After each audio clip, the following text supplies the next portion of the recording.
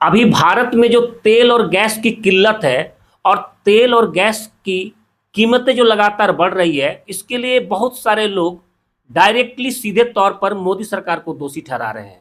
लेकिन ये बात पूरी तरह से सच नहीं है, क्योंकि सबसे पहले समझना होगा कि तेल और गैस की कमी आखिर भारत में क्यों हुई है। तो सबसे पहले जानना होगा कि भारत अपने जरूरत का 85% तेल आयात करता है, यानी बाहर से मंगाता है। यही एक ऐसा पॉइंट है जहां पर भारत कमजोर पड़ता है, क्योंकि भारत के अपने भौगोलिक क्षेत्र में तेल और गैस की कमी है।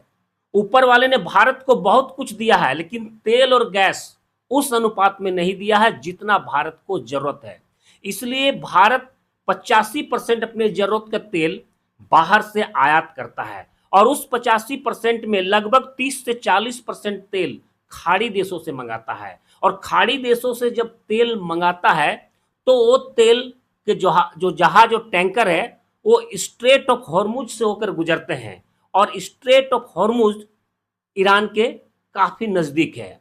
अब चूंकि ईरान के साथ इजराइल और अमेरिका का युद्ध चल रहा है, तो इस युद्ध के कारण स्ट्रेट ऑफ हॉर्मुज पूरी तरह से ब्लॉक है, यानी खाड़ी देशों से तेल के टैंकर बाहर नहीं आ पा रहे हैं। अगर कुछ छिटपुट तेल के टैंकर आ भी रहे हैं, तो उससे विश्व की जरूरत या भारत की जरूरत पूरी नहीं हो सकती है।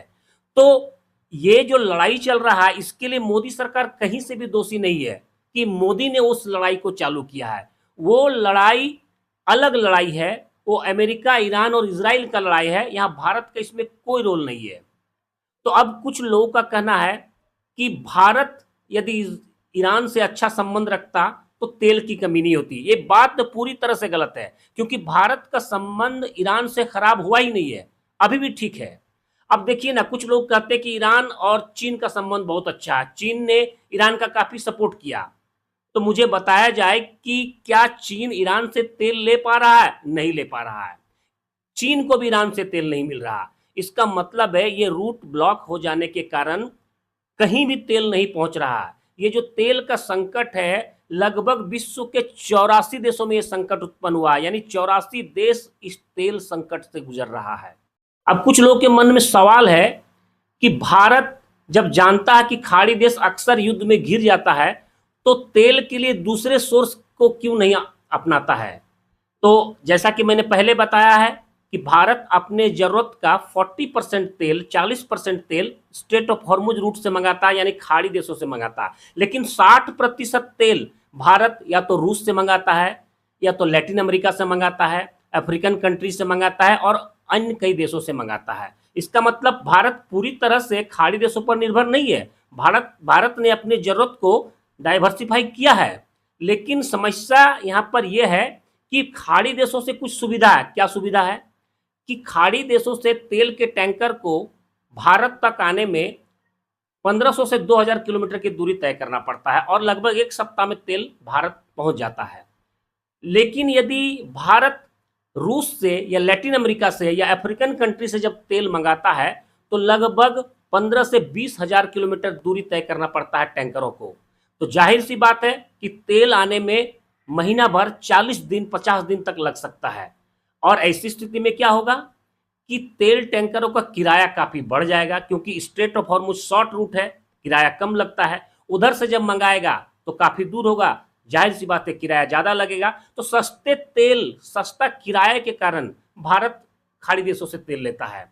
अब जब उधर से तेल मंगाएगा, लॉन्ग रूट से तेल मंगाएगा, गैस मंगाएगा, तो जाहिर सी बात है कि किराया ज्यादा लगेगा। किराया ज्यादा लगेगा तो तेल को बढ़ा हुआ दाम में भारत में बेचना पड़ेगा, और जब तेल का कीमत बढ़ेगा, तो चाहे वो अन्य रूट से मंगाए या खाड़ी देशों से ना आने के कारण प्रॉब्लम हो। प्रॉब्लम क्या है? तेल का दाम अब बढ़ेगा। तो बढ़ने का बोझ सीधा किसके ऊपर जाएगा? जाहिर सी बात है कि देश की जनता के ऊपर जाएगा। यहां पर चाहकर भी मोदी सरकार कुछ कर नहीं सकता है। यहां पर मोदी सरकार क्या, कोई भी सरकार अगर होती तो इस पॉइंट पर कुछ नहीं कर पाती। इस पॉइंट पर जो अभी वर्तमान सरकार कर रही है, अगर किसी दूसरी पार्टी की भी सरकार होती तो वो भी इसी विकल्प को आजमाता कि चलो ये रूट बंद है, तो हम बाहर से तेल मंगा लेते हैं। और बाहर से मंगाने का सीधा मतलब है कि तेल का कीमत बढ़ जाएगा। अब ये भी सवाल है कि क्या तेल की कीमतें या गैस की कीमतें सिर्फ भारत में बढ़ी है? नहीं, तेल और गैस की कीमतें पूरी दुनिया में बढ़ी है।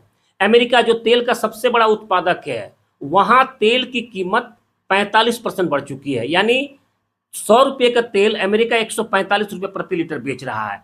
चीन 21% वहां वृद्धि हुई है। यानी चीन में जो तेल 100 रुपये में बिकता था वो अब 121 रुपये में बिकता है। पाकिस्तान में 54% तेल की कीमतों में वृद्धि हुई है। उस अनुसार अगर भारत में आप देखेंगे तो मात्र 4 से 5% ही अभी तेल की कीमतों में वृद्धि हुई है। यानी अन्य देशों की तुलना में भारत में तेल की कीमतों में कम वृद्धि हुई है। अब बहुत से लोग कहते हैं कि भारत अमेरिका के दबाव में रूस से तेल मंगाना बंद कर दिया। भारत अमेरिका के दबाव में रूस से तेल मंगाना कभी बंद नहीं किया। हाँ, तेल कम मंगाता है, कभी ज्यादा मंगाता है, लेकिन भारत ने बंद कंप्लीटली कभी नहीं किया है। अब कुछ लोगों को लगता है कि भारत अमेरिका के खिलाफ कुछ बोलता क्यों नहीं है। देखिए, यहाँ समस्या यह है कि अमेरिका का जो भी राष्ट्रपति ट्रंप है वो काफी अड़ियल किस्म के है। इस समय जो सबसे अच्छी विदेश नीति है वो शांत रहने का, क्योंकि अगर आप बहुत ज्यादा अमेरिका के खिलाफ बोलेंगे तो एक बात आपको याद रखना है जो बहुत जरूरी है कि भारत जितना भी निर्यात करता है अपने प्रोडक्ट का, उसका 80% केवल अमेरिका को निर्यात करता है और बाकी 20% अन्य देशों को।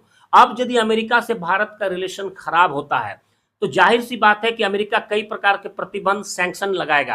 आपने कुछ दिनों पहले टैरिफ के बारे में काफी न्यूज सुना। टैरिफ का क्या मतलब होता है? जब अमेरिका भारत से नाराज हो जाएगा तो भारत जो भी प्रोडक्ट निर्यात करेगा उस पर 200%, 300% टैक्स लगा देगा, जिस कारण भारत का प्रोडक्ट अमेरिका जाएगा ही नहीं, क्योंकि जाएगा तो इतना महंगा हो जाएगा, कोई खरीदेगा नहीं। तो भारत के निर्यात को अमेरिका डिस्टर्ब कर सकता है। इसलिए भी बहुत ज्यादा अमेरिका के खिलाफ तब तक नहीं बोलना है जब तक भारत अन्य देशों में अपना बाजार नहीं बना लेता है। जैसे जैसे अमेरिका पर निर्भरता भारत की कम होगी, भारत धीरे धीरे अमेरिका के खिलाफ बोलेगा, लेकिन अभी वो समय नहीं आया है, क्योंकि बहुत लंबे समय से भारत और अमेरिका का जो निर्यात है वो काफी बड़ा है और भारत इसको इतना जल्दी बंद भी नहीं कर सकता है। कुछ लोग कहेंगे कि ईरान और अमेरिका के युद्ध में भारत ईरान के पक्ष में क्यों नहीं है, ईरान के पक्ष में कुछ बोलता क्यों नहीं है। तो देखिए, अभी भारत ना अमेरिका के पक्ष में है ना ईरान के पक्ष में है। भारत अभी तटस्थ है और अभी के लिए सबसे अच्छी विदेश नीति है तटस्थ रहना। चीन और रूस ईरान के साथ है ऐसा कहा जाता है, लेकिन क्या चीन और रूस सीधी तौर पर आकर ईरान के साथ अमेरिका से लड़ाई कर रहे हैं? नहीं कर रहे हैं। वो लोग क्या कर रहे हैं? सपोर्ट के तौर पर ईरान को हथियार अवेलेबल करा रहे हैं। तो जाहिर सी बात है कि यदि हथियार दे रहे हैं तो बदले में वो लोग तेल या पैसा लेंगे। तो वो लोग तो व्यवसाय कर रहे हैं, बिजनेस कर रहे हैं। ईरान का साथ कहा दे रहे हैं? साथ का मतलब होता है कि डायरेक्ट ईरान की तरफ से लड़ाई में कूद जाना। तो यहाँ जो भारत की जो नीति है वो बिल्कुल ठीक ठाक है, इसमें कहीं कोई दोष नहीं है। अब आते हैं मुख्य बिंदु पर। चूंकि तेल और गैस के दाम बढ़ चुके हैं तो तेल और गैस के दाम बढ़ने से सब चीज के दाम बढ़ जाते हैं। क्यों? क्योंकि इससे ट्रांसपोर्टिंग का खर्च बढ़ जाता है, किराया काफी बढ़ जाता है। जो ट्रक पहले 10,000 में किसी माल को पहुंचाता था अब वो 11-12 में पहुंचाएगा। यानी जो 1,000-2,000 किराया बढ़ा वो प्रोडक्ट में जोड़ दिया जाएगा। और प्रोडक्ट कौन खरीदता है? ना हम और आप खरीदते हैं। तो जाहिर सी बात है कि महंगा प्रोडक्ट खरीदना होगा। अब जो कंपनियां हैं कच्चे माल जो लाएगा, कच्चे मालों की कीमत में वृद्धि हो जाएगी, जिसके कारण उनका प्रोडक्ट महंगा हो जाएगा और महंगा प्रोडक्ट बाजार को लेना पड़ेगा। यानी किसी भी तरीके से अगर तेल और गैस का दाम बढ़ जाता है तो सीधे तौर पर पूरे देश में महंगाई बढ़ जाती है। और जब पूरे देश में महंगाई बढ़ेगी तो परेशानी बढ़ेगी।